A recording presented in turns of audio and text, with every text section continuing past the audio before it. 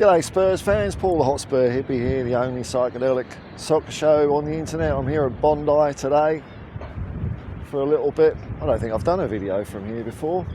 Speaking of loose Australian things, Australia, the Socceroos, are playing Saudi Arabia tomorrow morning at 4:15 a.m.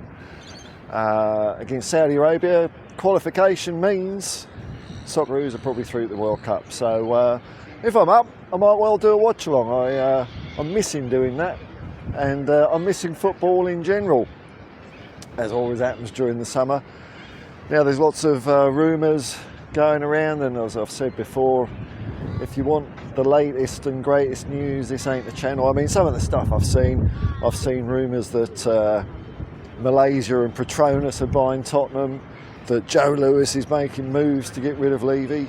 I've seen that Johnson is on his way out because we might be getting him Bumo.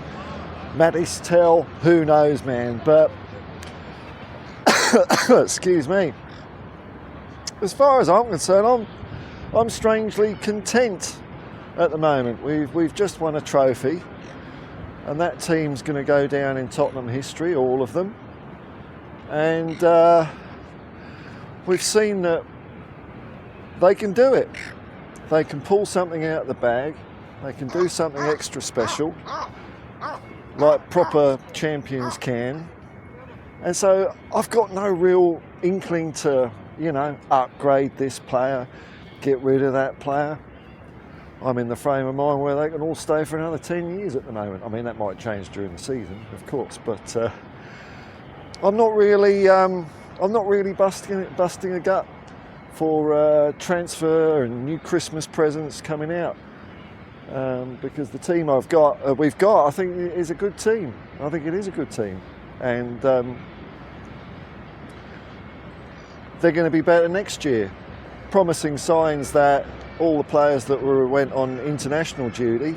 I think you had Odegaard played for the French junior team, and you had Ben Davies and Brennan Johnson apparently had a very good game for Wales.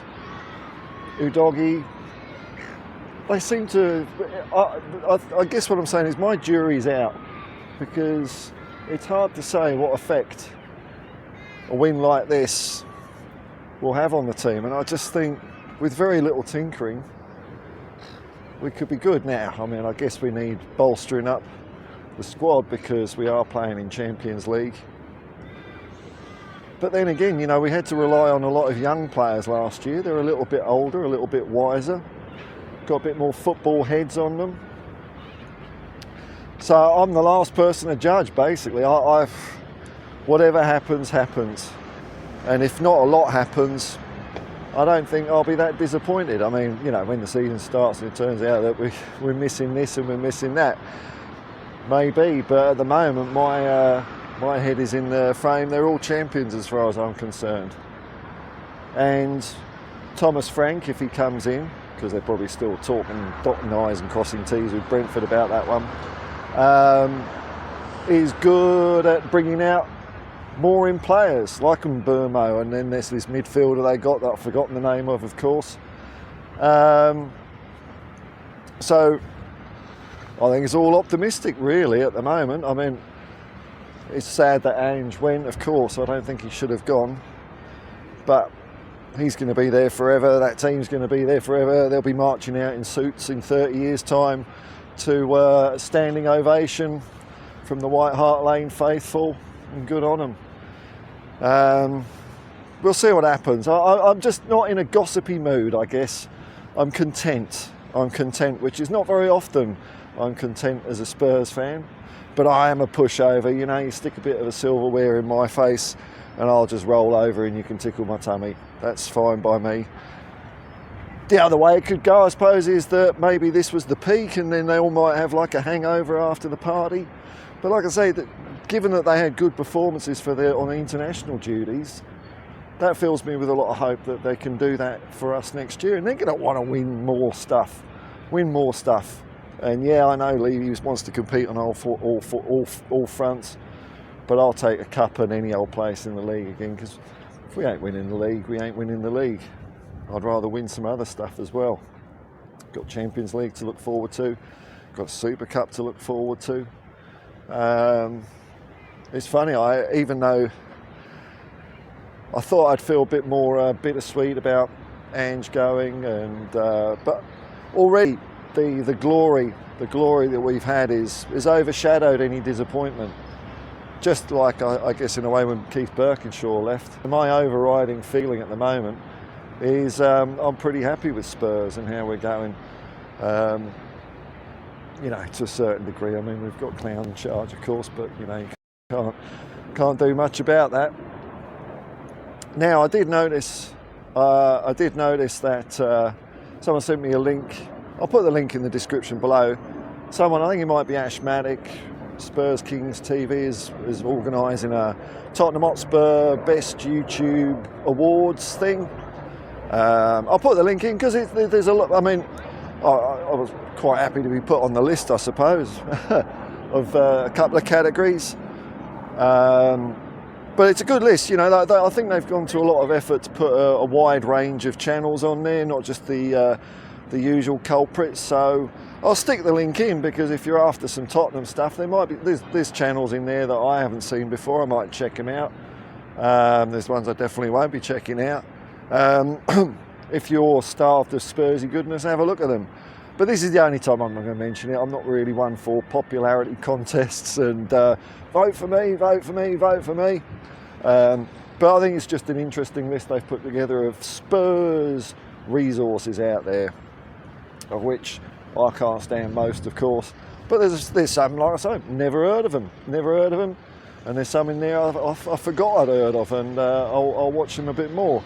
So well done to Ash Maddock and whoever put that list together. It was clearly work's gone into it. It hasn't just been slapped up. So we'll see what happens in yours. So you can vote for me if you want, but you know, like I said, I'm not gonna keep on going on about it at all. What other rumours have I seen? Spurious rumours. Oh yeah, the Petronas thing. That was like a couple of blokes on Twitter with 400 followers, so I'm not paying any attention to that. The other one was Johnson. Yes, Johnson might be going. As far as I'm concerned, Johnson can stay for life because he can score with the power of his mind. He can use telekinesis to score goals. Not just his feet, not just his head, but the power of his mind and his will. And after watching his goal and that game several times and just seeing that look of determined joy on his face when that ball went in the back of the net somehow, he can stay. They can all stay. I mean, who would you get rid of?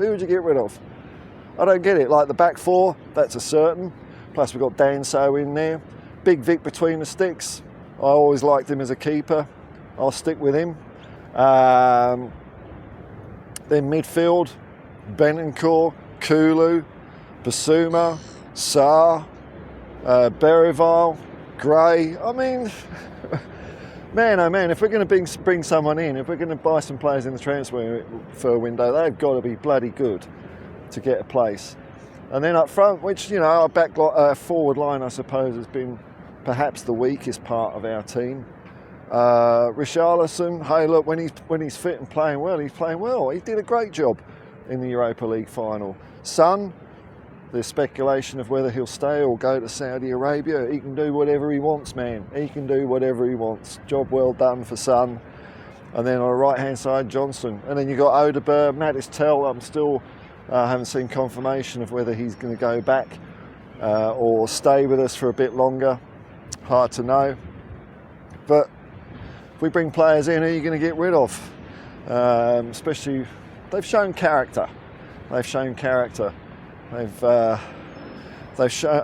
and one thing I guess I'm looking forward from Thomas Frank is he's also got a reputation of adapting his play a little bit, which Ange did do. And just in defence of Ange has actually changed his formations and stuff quite a few times in his career. I remember when he was Australian coach, and because his mindset was he didn't want to just show up to the World Cup, he wanted Australia to win it.